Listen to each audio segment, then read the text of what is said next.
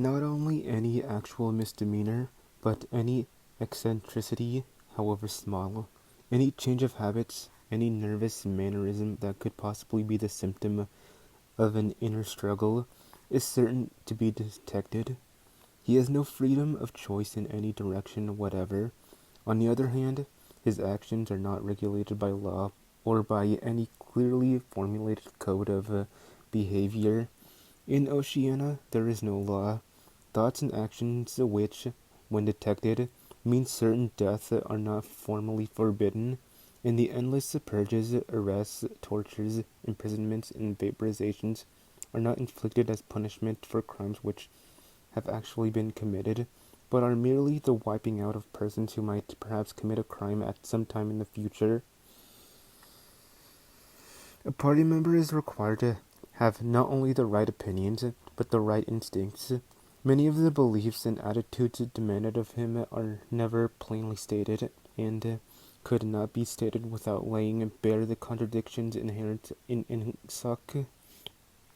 If he is a person naturally orthodox, in Newspeak, a good thinker, he will in all circumstances know, without taking thought, what is the true belief or the desirable emotion. But in any case, an elaborate mental training undergone in childhood and grouping itself around the Newspeak words crime stop, black-white, and double-think makes him unwilling and unable to think deeply on any subject whatever. A party member is expected to have no private emotions and no respites from enthusiasm. He is supposed to live in a continuous frenzy of hatred of foreign enemies and internal traitors, triumph over victories, and self-abasement before the power and wisdom of the party.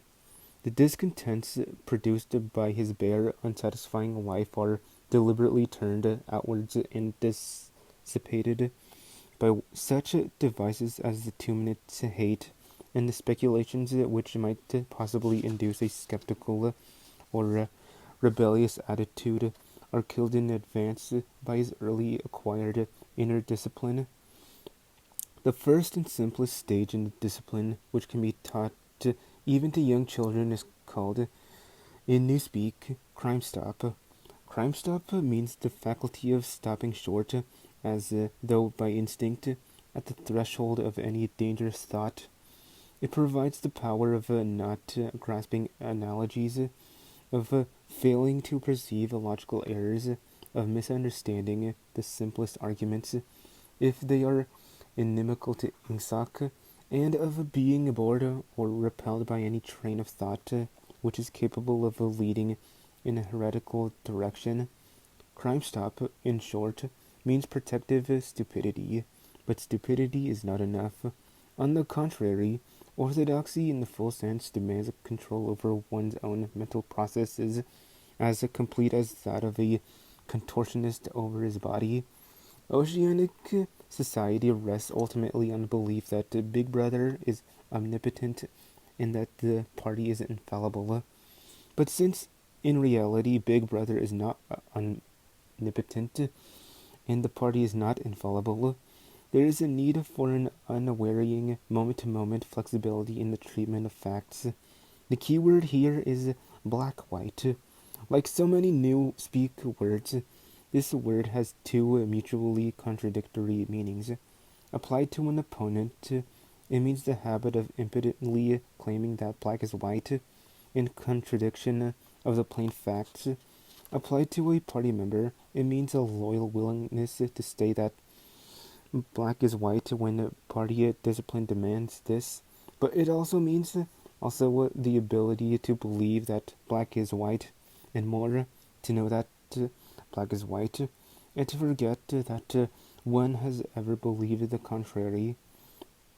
This demands a continuous alteration of the past, made possible by the system of thought which really embraces all the rest, and which is known in Newspeak as doublethink. The alteration of the past is necessary for two reasons, one of which is subsidiary and, so to speak, precautionary. The subsidiary reason is that the party member, like the proletarian, tolerates present-day conditions partly because he has no standards of comparison. He has to be cut off from the past, just as he must cut off from foreign countries, because it is necessary for him to believe that he is better off than his ancestors and that the average level of material comfort is constantly rising. But by far the more important reason for the readjustment of the past is the need to safeguard the infallibility of the party. It is not merely that speeches, statistics, and records of every kind must be constantly brought up to date in order to show that the predictions of the party were all in cases right.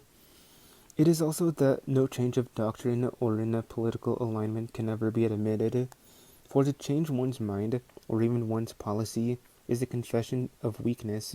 If, for example, Eurasia or East Asia, whichever it may be, is the enemy today, then that country must always have been the enemy. And if the facts say otherwise, then the facts must be altered. Thus, history is continuously rewritten. This day-to-day falsification of the past, carried out by the Ministry of Truth, is as necessary to the stability of the regime as the work of repression and espionage carried out by the Ministry of Love. The mutability of the past is the central tenet of INCSOC. Past events, it is argued, have no objective existence, but survive only in written records and in human memories. The past is whatever the records and the memories agree upon, and since the party is in full control of all records, and in equally full control of the minds of its members, it follows that the past is whatever the party chooses to make it. It also follows that though the past is alterable, it never has been altered in any specific instance, for when it has been recreated in whatever shape is needed at the moment, then this new version is the past, and no different past can ever have existed. This holds good even when, as often happens, the same event has been to be altered out of recognition several times in the course of a year. At all times the party is in the possession of absolute truth, and clearly the absolute can never have been different from what it is now. It will be seen that the control of the past depends above all on the training of memory. To make sure that all written records agree with the orthodoxy of the moment is merely a mechanical act, but it is also necessary to remember that events happen in the desired manner, and if it is necessary to rearrange one's memories or to tamper with the written records, then it is necessary to forget that one has done so. The trick of doing this can be learned like any other mental technique. It is learned by the majority of party members, and certainly by all who are intelligent as well as orthodox. In old speak, it is called, quite frankly, reality control. In new speak, it is called doublethink, although doublethink comprises much else as well. Doublethink means the power of holding two contradictory beliefs in one's mind simultaneously, and accepting both of them. The party intellectual knows in which direction his memories must be altered. He therefore knows that he is playing tricks with reality, but by the exercise of doublethink, he also satisfies himself that reality is not violated. The process has to be conscious, or it would not be carried out with sufficient precision. But it also has to be unconscious, or it would bring with it a feeling of falsity and hence of guilt. Doublethink lies at the very heart of INCSOC, since the essential act of the party is to use conscious deception while retaining the firmness of a purpose that goes with complete honesty.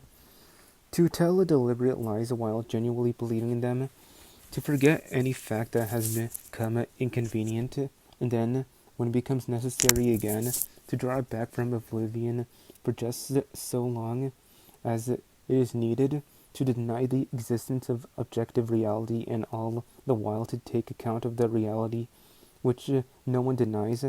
All this is indispensably necessary. Even in using the word doublethink, it is necessary to exercise doublethink. For by using the word, one admits that one is tampering with reality. By a fresh act of doublethink, one erases this knowledge, and so on indefinitely. with the lie always one leap ahead of the truth. Ultimately, it is by means of doublethink that the party has been able, and may, for all we know, continue to be able for thousands of years to arrest the course of history. All past oligarchies have fallen from power either because they ossified or because they grew soft. Either they became stupid and arrogant, failed to adjust themselves to changing circumstances, and were overthrown, or they became liberal and cowardly, made concessions when they should have used force, and once again were overthrown. They fell, that is to say, either through consciousness or through unconsciousness. It is the achievement of the party to have produced a system of thought in which both conditions can exist simultaneously, and upon no other intellectual basis could the dominion of the party be made permanent. If one is to rule and to continue ruling, one must be able to dislocate the sense of reality. For the secret of rulership is to combine a belief in one's own infallibility with the power to learn from past mistakes. It need hardly be said that the subtlest practitioners of doublethink are those who invented doublethink, and know that it is a vast system of mental cheating. In our society, those who have the best knowledge of what is happening are also those who are furthest from seeing the world as it is. In general, the greater the understanding, the greater the delusion, the more intelligent, the less sane. One clear illustration of this is the fact that war hysteria increases in intensity as one rises in the social scale. Those whose attitude toward the war is most nearly rational are the subject peoples of the disputed territories. To these people, the war is simply a continuous calamity which sweeps to and fro over their bodies like a tidal wave. Which side is winning is a matter of complete indifference to them. They are aware that a change of overlordship means simply that they will be doing the same work as before for new masters who treat them in the same manner as the old ones. The slightly more favored workers, whom we call the proles, are only intermittently conscious of the war. When it is necessary, they can be prodded into frenzies of fear and hatred, but when left to themselves, they are capable of forgetting for long periods that the war is happening. It is in the ranks of the party, and above all of the inner party, that the true war enthusiasm is found. World conquest is believed in most firmly by those who know it to be impossible. This peculiar linking together of opposites, knowledge with ignorance, cynicism with fanaticism, is one of the chief distinguishing marks of the Oceanic Society. The official ideology abounds with contradictions, even where there is no practical reason for them. Thus, the party rejects and vilifies every principle for which the socialist movement originally stood, and it chooses to do this in the name of socialism. It preaches a contempt for the working class, unexampled for centuries past, and it dresses its members in a uniform which was at one time peculiar to manual workers and was adopted for that reason. It systematically undermines the solidarity of the family, and it calls its leader by a name which is a direct appeal to the sentiment of family loyalty. Even the names of the foreign ministries by which we are governed exhibit a sort of impotence in their deliberate reversal of the facts. The Ministry of Peace concerns itself with war, the Ministry of Truth with lies, the Ministry of Love with torture, and the Ministry of Plenty with starvation. These contradictions are not accidental, nor do they result from ordinary hypocrisy. They are deliberate exercises in doublethink. For it is only by reconciling contradictions that the power can be retained indefinitely. In no other way could the ancient cycle be broken. If human equality is to be forever averted, if the high, as we call them, are to keep their places permanently, then the prevailing mental condition must be controlled insanity. But there is one question which, until this moment, we have almost ignored. It is, why should human equality be averted?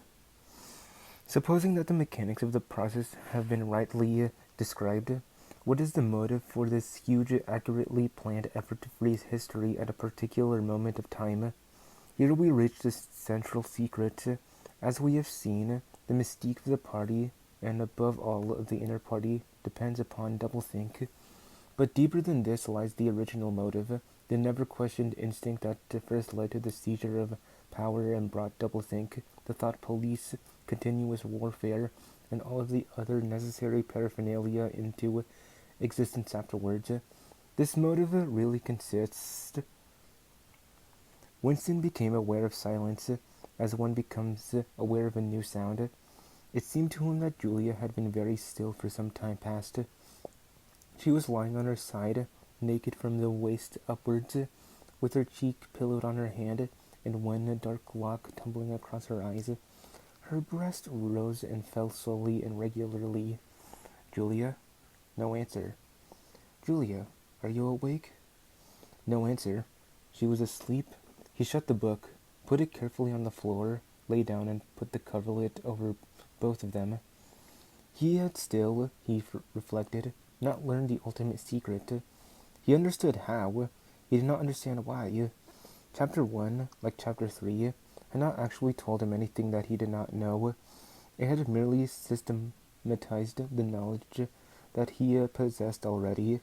But after reading it, he knew better than before that he was not mad. Being in a minority, even a minority of one, did not make you mad.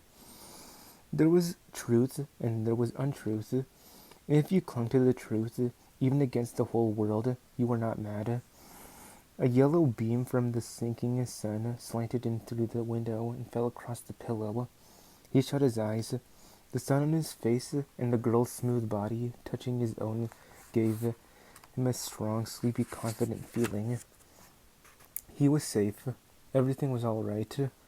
He fell asleep, murmuring, "Sanity is not statistical," with the feeling that this remark contained in it a profound wisdom.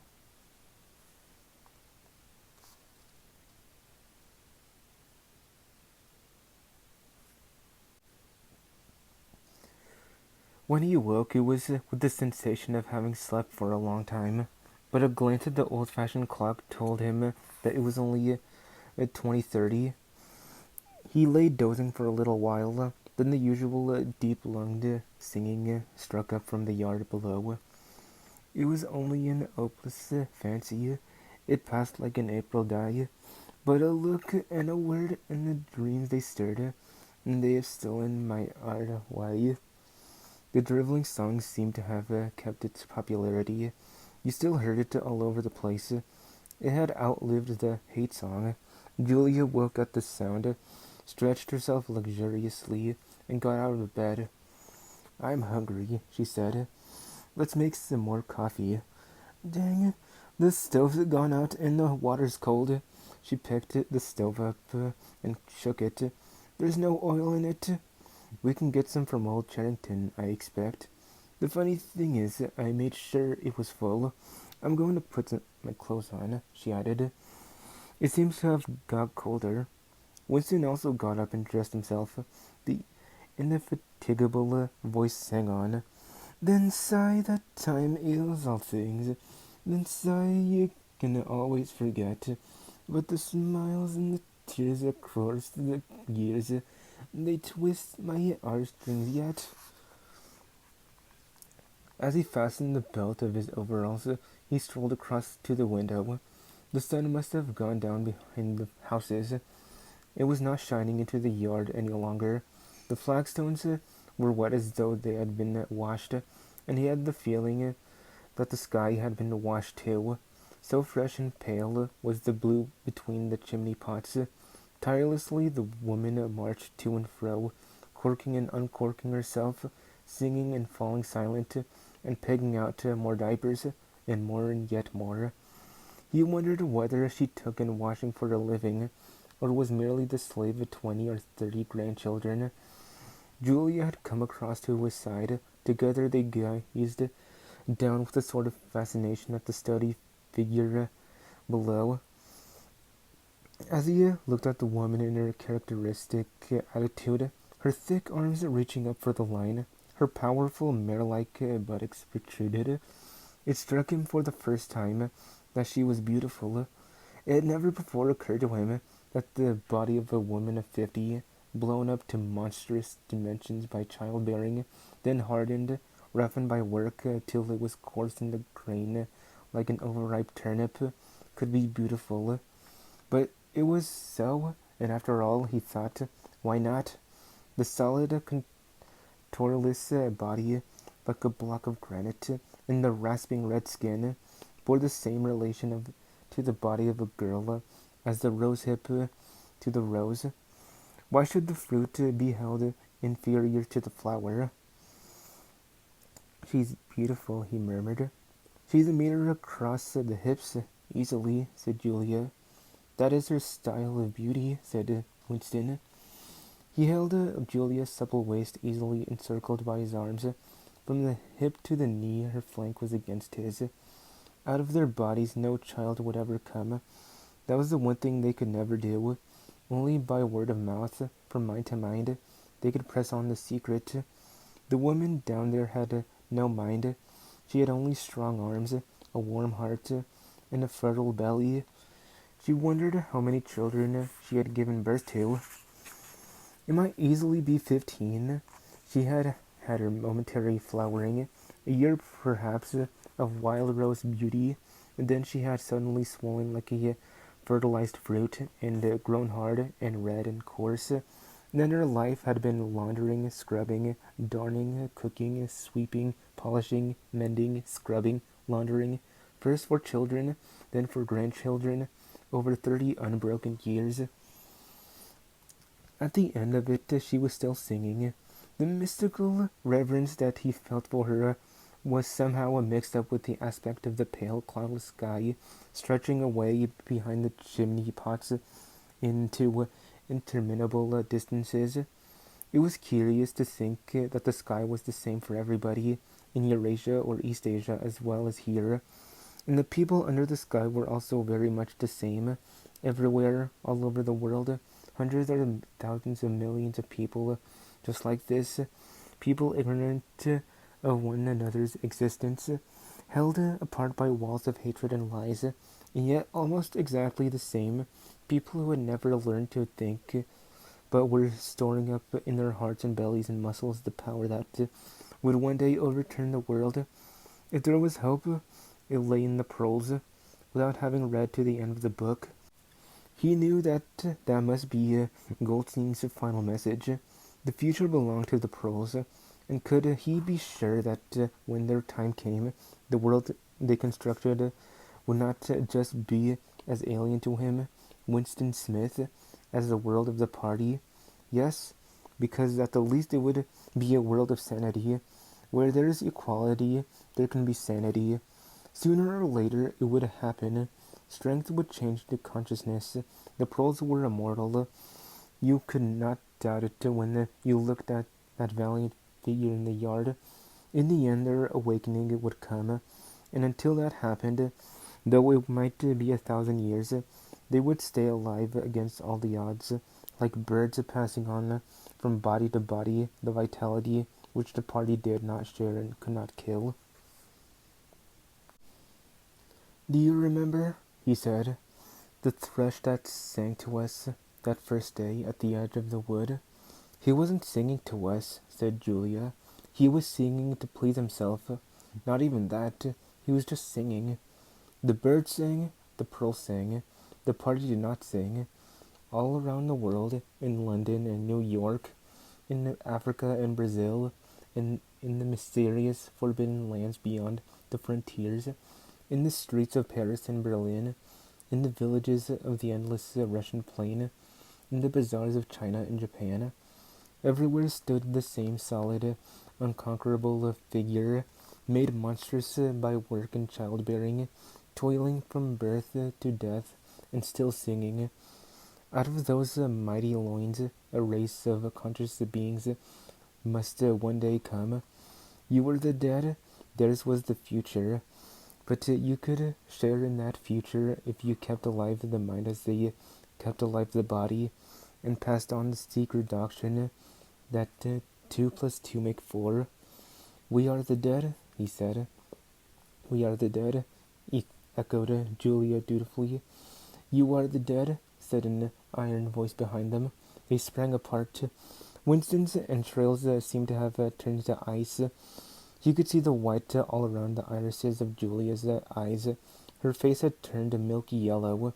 The smear of rouge that was still on each cheekbone stood out sharply, almost as though unconnected with the skin beneath. You are the dead, repeated the iron voice. It was behind the picture, breathed Julia. It was behind the picture, said the voice. Remain exactly as you are. Make no movement until you are ordered. It was starting. It was starting at last. They could do nothing except to stand gazing into one another's eyes, to run for life, to get out of the house before it was too late. No such thought occurred to them. Unthinkable to disobey the iron voice from the wall. There was a snap as though a catch had been turned back, and a crash of breaking glass. The picture had fallen to the floor, uncovering the telescreen behind it. Now they can see us, said Julia. Now we can see you, said the voice. Stand out in the middle of the room. Stand back to back. Clasp your hands behind your heads. Do not touch one another.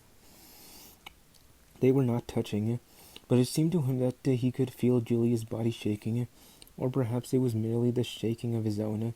He could just stop his teeth from chattering, but his knees were beyond his control. There was a sound of trampling boots below, inside the house and outside. The yard seemed to be full of men. Something was being dragged across the stones. The women's singing had stopped abruptly. There was a long, rolling clang, as though the washtub had been flung across the yard. Then a confusion of angry shouts, which ended in a yell of pain. The house is surrounded, said Winston. The house is surrounded, said the voice. He heard Julia snap her teeth together. I suppose we may as well say goodbye, she said. You may as well say goodbye, said the voice. Then another, quite a different voice, a thin, cultivated voice which Winston had the impression of having heard before, struck in. And by the way, while we are on the subject, here comes a candle to light you to bed. Here comes a chopper to chop off your head. Something crashed onto the bed behind Winston's back. The head of a ladder had been thrust through the window. It had burst in the frame.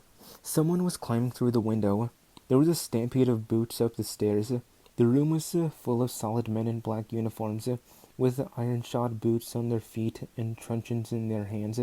Winston was not trembling any longer. Even his eyes, he barely moved. One thing alone mattered, to keep still and not give them an excuse to hit you. A man with a smooth prizefighter's jowl in which the mouth was only a slit paused opposite him, balancing his truncheon meditatively between thumb and forefinger. Winston met his eyes. The feeling of nakedness, with one's hands behind one's head and one's face and body all exposed, was almost unbearable. The man protruded the tip of a white tongue, licked the place where his lips should have been, and then passed on. There was another crash. Someone had picked up the glass paper away from the table and smashed it to pieces on the hearthstone. The fragment of coral, a tiny crinkle of pink like a sugar rosebud from a cake, rolled across the mat. How small, thought Winston. How small it always was. There was a gasp and a thump behind him, and he received a violent kick on the ankle, which nearly flung him off his balance. One of the men had smashed his fist into Julia's solar plexus, doubling her up like a pocket ruler. She was thrashing about on the floor, fighting for breath. Winston dared not turn his head even by a millimeter, but sometimes her livid, gasping face came within the angle of his vision. Even in his terror, it was as though he could feel the pain in his own body, the deadly pain which nevertheless was less urgent than the struggle to get her breath. He knew what it was like, the terrible agonizing pain which was there all the while, but could not be suffered yet, because before all else, it was necessary to be able to breathe. Then the two of the men hoisted her up by knees and shoulders, and carried her out of the room like a sack. Winston had a glimpse of her face, upside down, yellow and contorted, with the eyes shut, and still with a smear of rouge on either cheek. And that was the last he saw of her. He stood dead still. No one had hit him yet. Thoughts which came of their own accord, but seemed totally uninteresting, began to flit through his mind. He wondered whether they had got Mr. Charrington. He wondered what they had done to the woman in the yard. He noticed that he badly wanted to urinate, and felt a faint surprise, because he had done so only 2 or 3 hours ago. He noticed that the clock on the mantelpiece said 9, meaning 21, but the light seemed too strong. Would not the light be fading at 21 hours on an August evening? He wondered whether, after all, he and Julia had mistaken the time, had slept the clock round, and thought it was 20:30, when really it was not 8:30 on the following morning. But he did not pursue the thought further. It was not interesting. There was another lighter step in the passage. Mr. Charrington came into the room. The demeanor of the black uniformed man suddenly became more subdued. Something had also changed in Mr. Charrington's appearance. His eye fell on the fragments of the glass paperweight. "Pick up those pieces," he said sharply. A man stooped to obey. The Cockney accent had disappeared. Winston suddenly realized whose voice it was that he had heard a few moments ago on the telescreen. Mr. Charrington was still wearing his old velvet jacket, but his hair, which had become almost white, had turned black. Also, he was not wearing his spectacles. He gave Winston a single sharp glance, as though verifying his identity, then paid no more attention to him. He was still recognizable, but he was not the same person any longer. His body had straightened, and seemed to have grown bigger. His face had undergone only tiny changes that had nevertheless worked a complete transformation. The black eyebrows were less bushy, the wrinkles were gone, the whole lines of the face seemed to have been altered, even the nose seemed shorter. It was the alert, cold face of a man of about 35. It occurred to Winston that for the first time in his life he was looking, with knowledge, at a member of the thought police.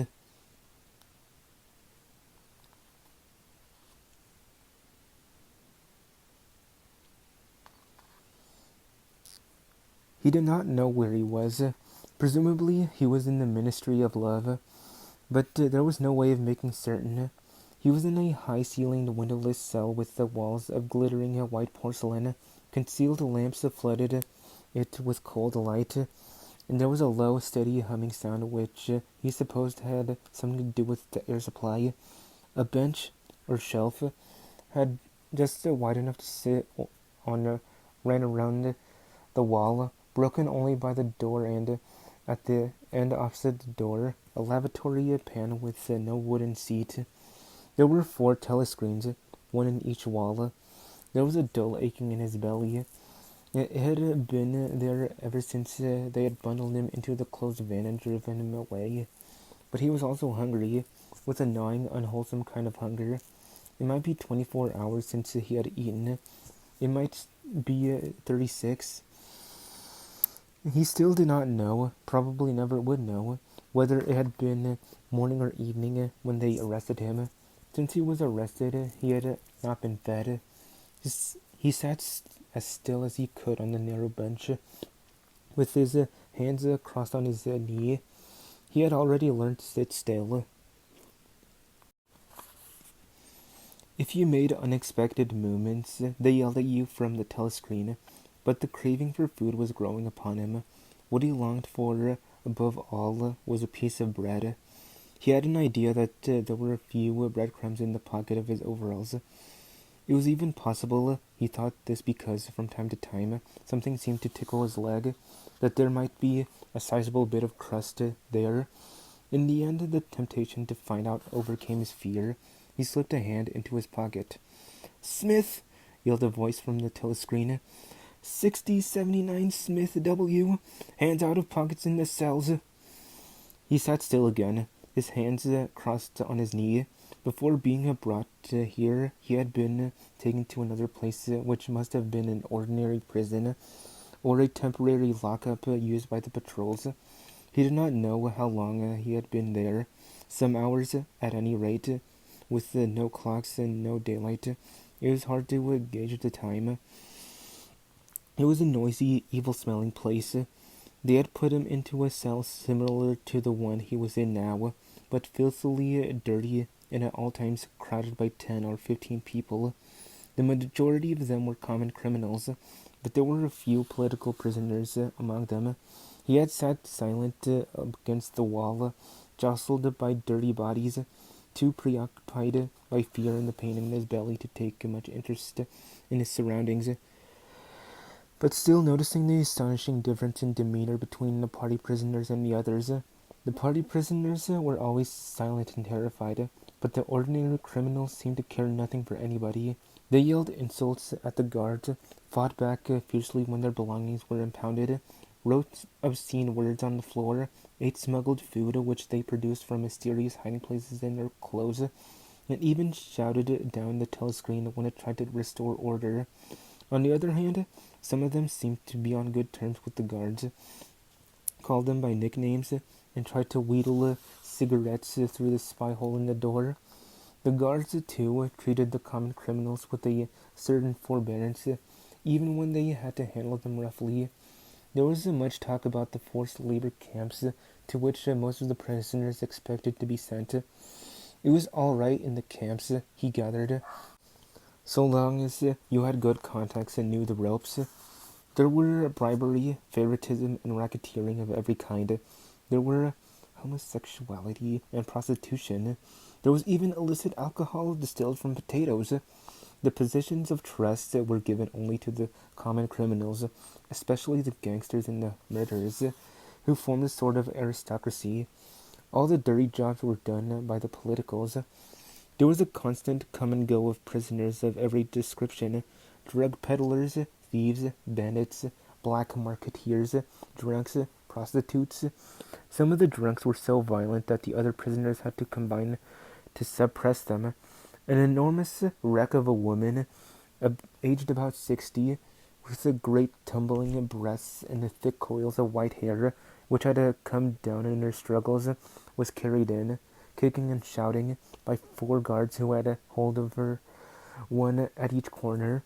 They wrenched off the boots which she had been trying to kick them, and dumped her down across Winston's lap, almost breaking his thigh bones. The woman hoisted herself upright and followed them out with a yell of Then, noticing that she was sitting on something uneven, she slid off Winston's knees onto the bench. "Beg pardon, dearie," she said.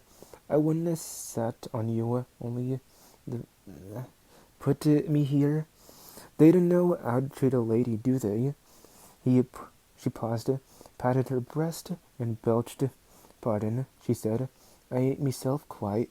She leaned forward and vomited copiously on the floor. "That's better," she said, leaning back with closed eyes. "Never keep it down, that's what I say. Get it up while it's fresh on your stomach like." She revived, turned to have another look at Winston, and seemed immediately to take a fancy to him. She put a vast arm around his shoulder and drew him toward her, breathing beer and vomit into his face. "What's your name, dearie?" she said. "Smith," said Winston. "Smith?" said the woman. "That's funny. My name's Smith, too. Why," she added sentimentally, "I might be your mother." She might, thought Winston, be his mother. She was about the right age and physique, and it was probable that the people changed somewhat after 20 years in a forced labor camp. No one else had spoken to him.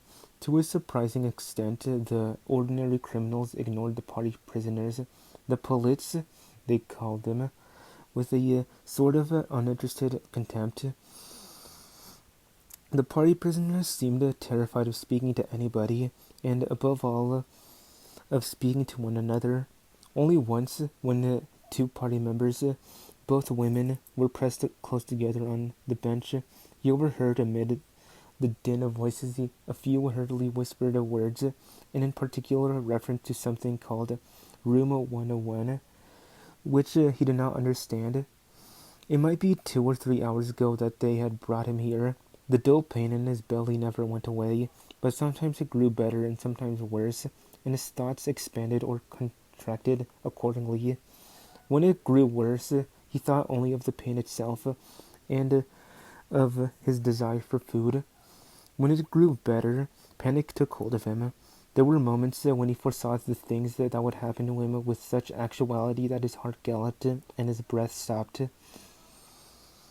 He felt the smash of truncheons on his elbows and iron-shod boots on his shins. He saw himself groveling on the floor, screaming for mercy through broken teeth. He heartily thought of Julia. He could not fix his mind on her. He loved her and would not betray her, but that was only a fact, known as he knew the rules of arithmetic. He felt no love for her, and he hardly even wondered what was happening to her. He thought oftener of O'Brien, with a flickering hope. O'Brien must know that he had been arrested. The Brotherhood, he had said, never tried to save its members. But there was the razor blade. They would send the razor blade if they could. There would be perhaps 5 seconds before the guards could rush into the cell. The blade would bite into him with a sort of burning coldness, and even the fingers that held it would be cut to the bone. Everything came back to his sick body, which shrank trembling from the sickest pain. He was not certain that he would use the razor blade, even if he got the chance. It was more natural to exist from moment to moment, accepting another 10 minutes of life, even with the certainty that there was torture at the end of it. Sometimes he tried to calculate the number of porcelain bricks in the walls of the cell. It should have been easy, but he always lost count at some point or another. More often, he wondered where he was, and what time of day it was. At one moment, he felt certain that it was broad daylight outside, and at the next, equally certain that it was pitch darkness. In this place, he knew instinctively, the lights would never be turned out. It was the place with no darkness. He saw now why O'Brien had seemed to recognize the illusion. In the Ministry of Love, there were no windows. His cell might be at the heart of the building, or against its outer wall. It might be 10 floors below ground, or 30 above it. He moved himself mentally from place to place, and tried to determine by the feeling of his body whether he was perched high in the air or buried deep underground. There was a sound of marching boots outside. The steel door opened with a clang. A young officer with trim black uniformed figure, who seemed to glitter all over with polished leather, and whose pale, straightforward face was like a wax mask, stepped smartly through the doorway. He motioned to the guards outside to bring in the prisoner they were leading. The poet, Ampleforth, shambled into the cell. The door clanged shut again. Ampleforth made one or two uncertain movements from side to side, as though having some idea that there was another door to go out of, and then began to wander up and down the cell. He had not yet noticed Winston's presence. His troubled eyes were gazing at the wall, about a meter above the level of Winston's head. He was shoeless. Large, dirty toes were sticking out of the holes in his socks. He was also several days away from a shave.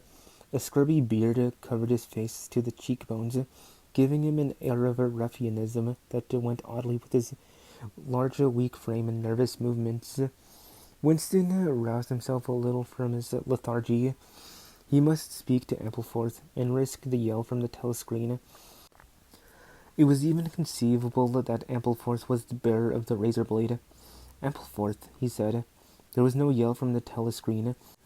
Ampleforth paused, mildly startled. His eyes focused themselves slowly on Winston. "Ah, Smith," he said. "You too? What are you in for?" To tell you the truth, he sat down awkwardly on the bench opposite Winston. There was only one offense, is there not? He said. And have you committed it? Apparently I have. He put a hand to his forehead and pressed his temples for a moment, as though trying to remember something. These things happen, he began vaguely. I had been able to recall one instance, a possible instance. It was an indiscretion, undoubtedly.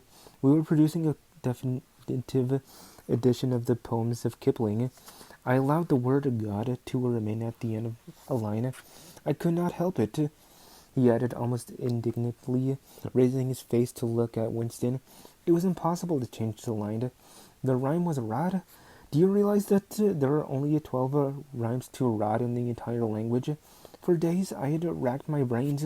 There was no other rhyme.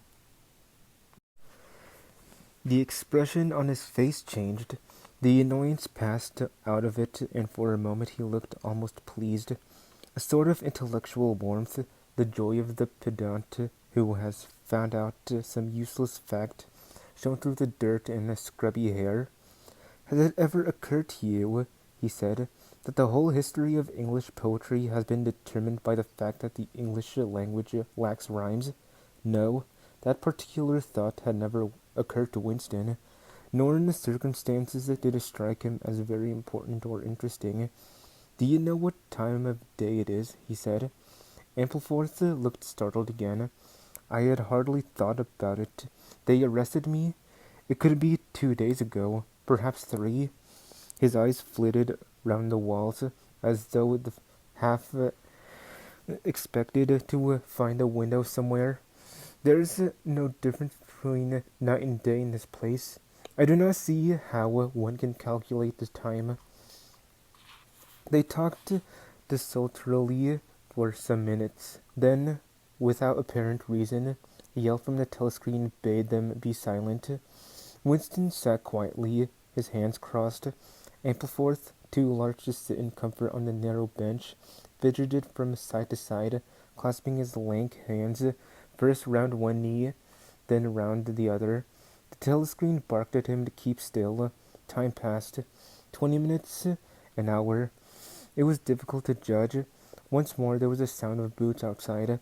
Winston's entrails contracted. Soon, very soon, perhaps in 5 minutes, perhaps now, the tramp of boots would mean that his own turn had come. The door opened. The cold-faced young officer stepped into the cell. With a brief movement of the hand, he indicated Ampleforth. Room 101, he said. Ampleforth marched clumsily out between the guards, his face vaguely perturbed, but uncomprehending. What seemed like a long time passed. The pain in Winston's belly had revived. His mind sagged round and round on the same track, like a ball falling again and again in the same series of slots. He had only 6 thoughts: the pain in his belly, a piece of bread, the blood and the screaming, O'Brien, Julia, the razor blade. There was another spasm in his entrails. The heavy boots were approaching. As the door opened, the wave of air that it created brought in a powerful smell of cold sweat. Parsons walked into the cell. He was wearing khaki shorts and a sports shirt. This time Winston was startled into self-forgetfulness. "You here?" he said. Parsons gave Winston a glance in which there was neither interest or surprise, but only misery. He began walking jerkily up and down, evidently unable to keep still. Each time he straightened his pudgy knees, it was apparent that they were trembling. His eyes had a wide-open, staring look, as though he had not prevented himself from gazing at something in the middle distance. "What are you in for?" said Winston. "Thought crime," said Parsons, almost blubbering. The tone of his voice implied at once a complete admission of his guilt, and a sort of incredulous horror that such a word could be applied to himself. He paused opposite to Winston and began eagerly appealing to him. "You don't think they'll shoot me, do you, old chap? They don't shoot you if you haven't actually done anything. Only thoughts, which you can't help. I know they give you a fair hearing. Oh, I trust them for that. They'll know my record, won't they? You know what kind of a chap I was. Not a bad chap in my day. Not brainy, of course, but keen. I tried to do my best for the party, didn't I? I'll get off with 5 years, don't you think? Or even 10 years? A chap like me could make himself pretty useful in a labor camp. They wouldn't shoot me for going off the trails just once. Are you guilty? Said Winston. Of course I'm guilty, cried Parsons with a servile glance at the telescreen. You don't think the party would arrest an innocent man, do you?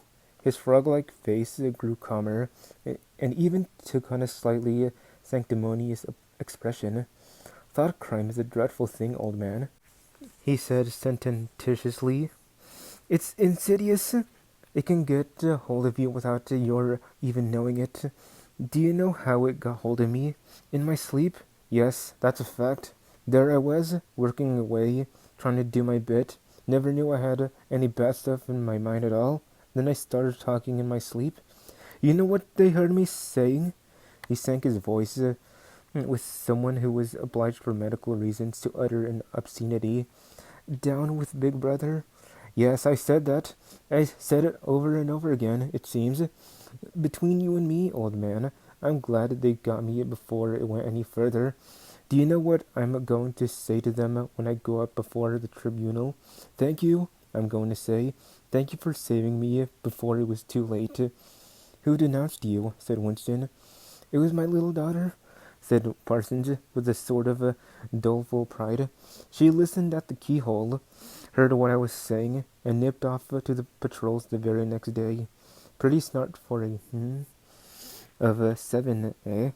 I don't bear her any grudge for it. In fact, I'm proud of her. It shows I brought her up in the right spirit, anyway. He made a few more jerky movements up and down, several times casting a long glance at the lavatory pan. Then he suddenly ripped down his shorts.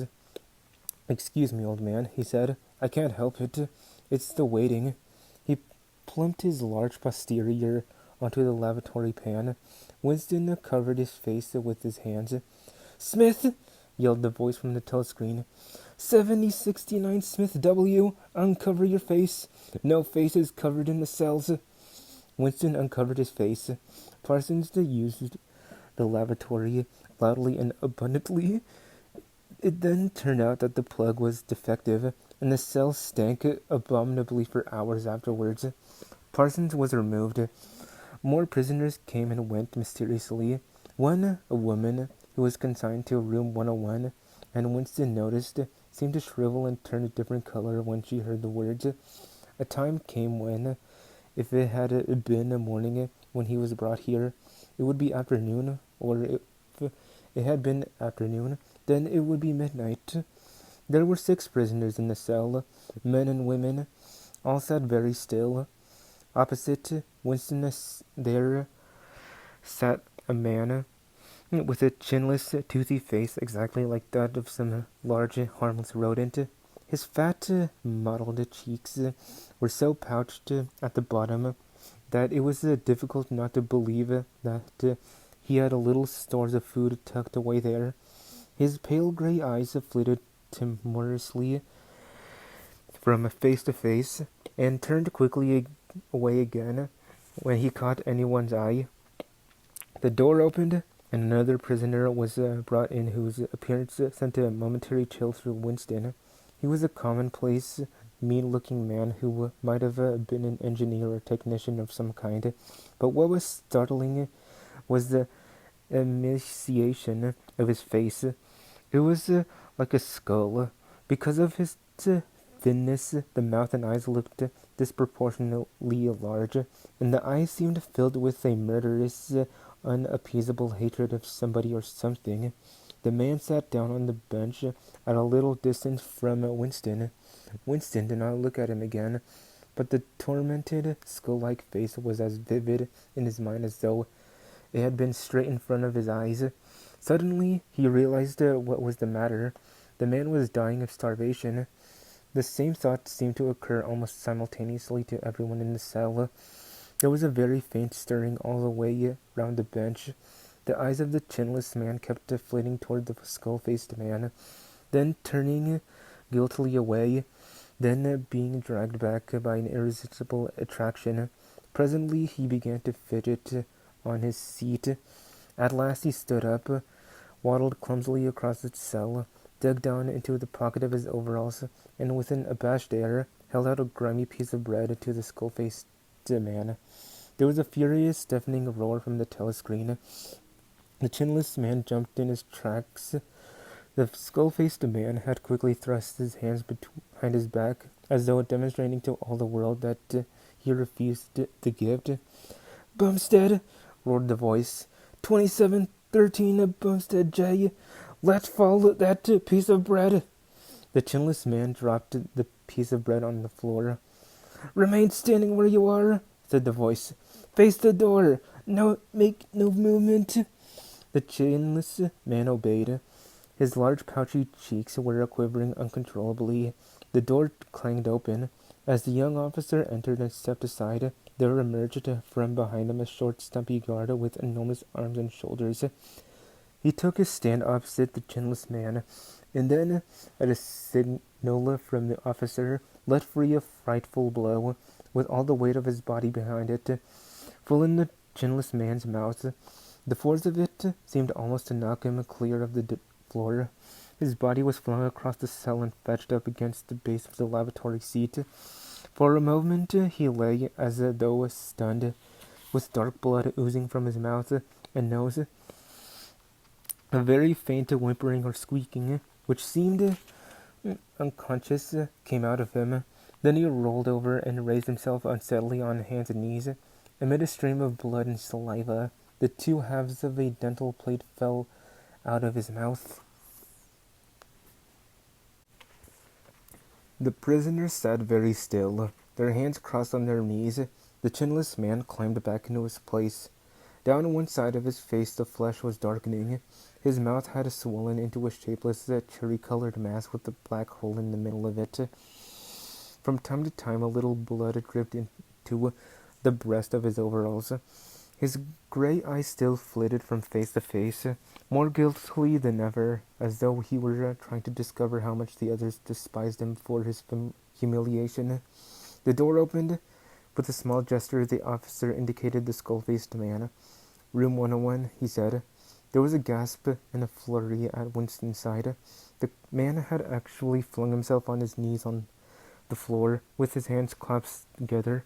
"Comrade, officer," he cried, "you don't have to take me to that place. Haven't I told you everything already? What else is it you want to know? There's nothing I wouldn't confess. Nothing. Just tell me what it is, and I'll confess it straight off. Write it down, and I'll sign it. Anything. Not room 101. "Room 101? Said the officer. The man's face, already very pale, turned a color Winston would not have believed possible. It was definitely, unmistakably, a shade of green. "Do anything to me," he yelled. "You've been starving me for weeks. Finish it off and let me die.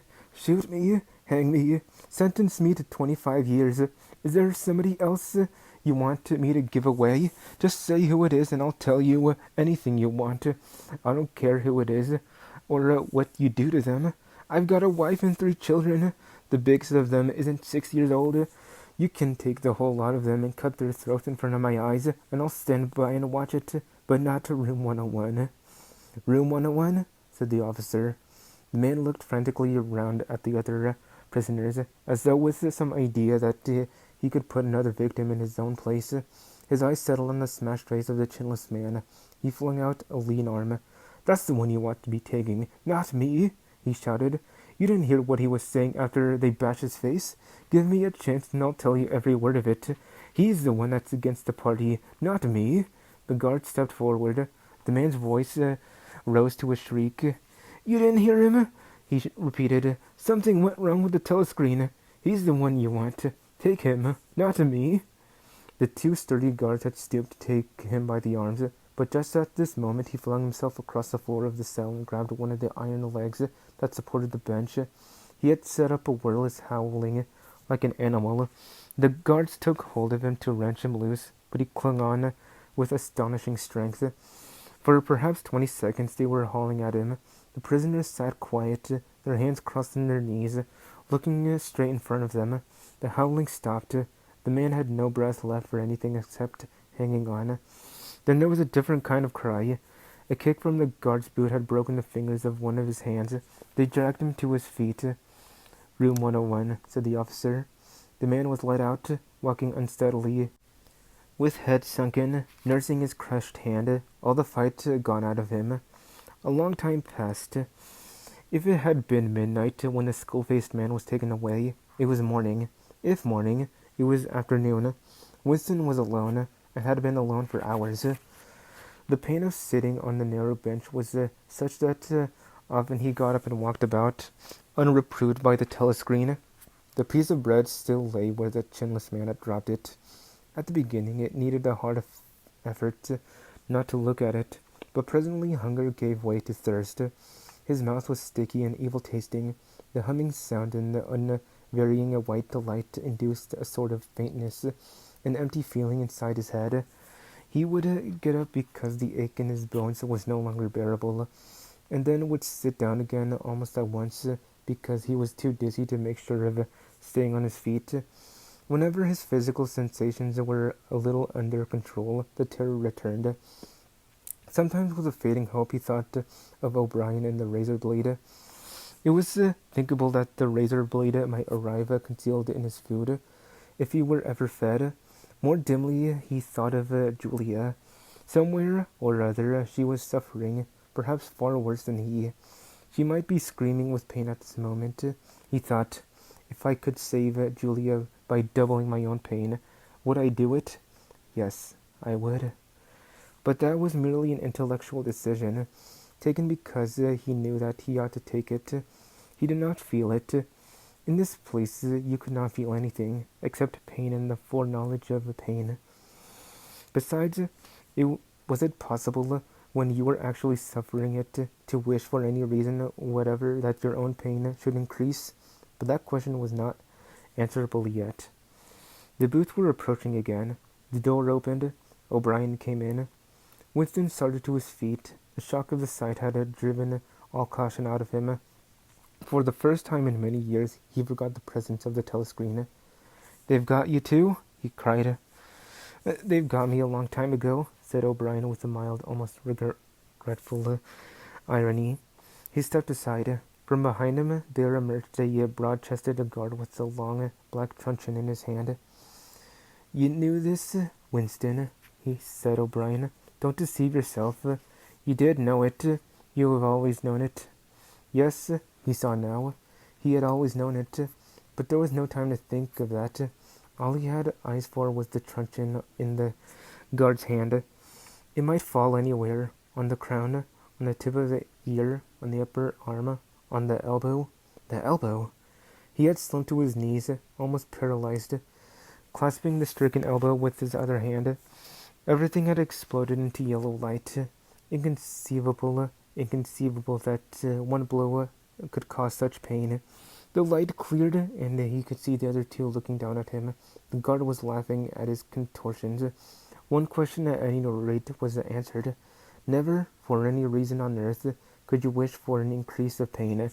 Of pain you could wish only one thing, that it should stop. Nothing in the world was so bad as physical pain. In the face of pain there are no heroes.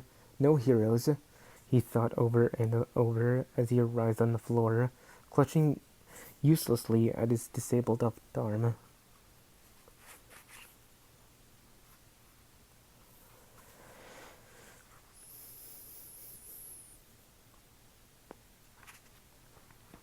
He was lying on something that felt like a camp bed, except that it was higher off the ground, and that he was fixed down in some way that he could not move.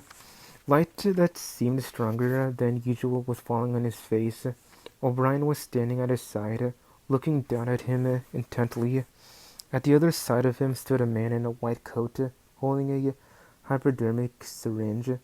Even after his eyes were open, he took in his surroundings, only gradually.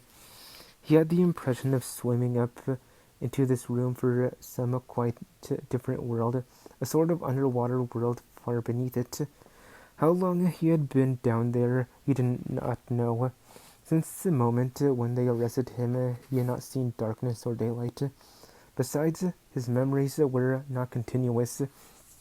There had been times when consciousness, even the sort of consciousness that one has in sleep, had stopped dead and started again after a blank interval.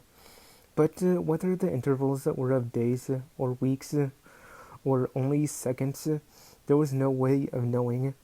With that first blow on the elbow, the nightmare had started.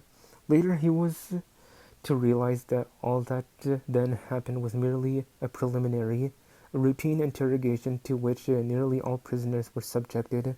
There was a long range of crimes, espionage, sabotage, and the like, to which everyone had to confess as a matter of course. The confession was a formality, though the torture was real. How many times he had been beaten, how long the beatings had continued, he could not remember. Always there were 5 or 6 men in black uniforms at him simultaneously. Sometimes it was fists, sometimes it was truncheons, sometimes it was steel rods, sometimes it was boots. There were times when he rolled about the floor, as shameless as an animal, writhing his body this way and that in an endless, hopeless effort to dodge the kicks, and simply inviting more and yet more kicks in his ribs, in his belly, on his elbows, on his shins, in his groin, in his testicles, on the bone at the base of his spine. There were times when it went on until the cruel, wicked, unforgivable thing seemed to him not that the gods continued to beat him, but that he could not force himself into losing consciousness. There were times when his nerves so forsook him that he began shouting for mercy even before the beating began, when the mere sight of a fist drawn back for a blow was enough to make him pour forth a confession of real and imaginary crimes. There were other times when he started out with the resolve of confessing nothing, when every word had to be forced out of him between the gasps of pain. And there were times when he feebly tried to compromise, when he said to himself, I will confess, but not yet. I must hold out till the pain becomes unbearable. 3 more kicks, 2 more kicks, and then I will tell them what they want. Sometimes he was beaten till he could hardly stand, then flung like a sack of potatoes onto the stone floor of a cell, left to recuperate for a few hours, and then taken out and beaten again. There were also longer periods of recovery.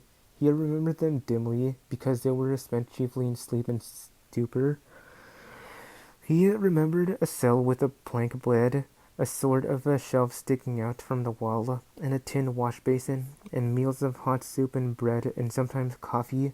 He remembered a surly barber arriving to scrape his chin and crop his hair, and businesslike, unsympathetic men in white coats, feeling his pulse, tapping his reflexes, turning up his eyelids, running harsh fingers over him in search of broken bones, and shooting needles into his arm to make him sleep.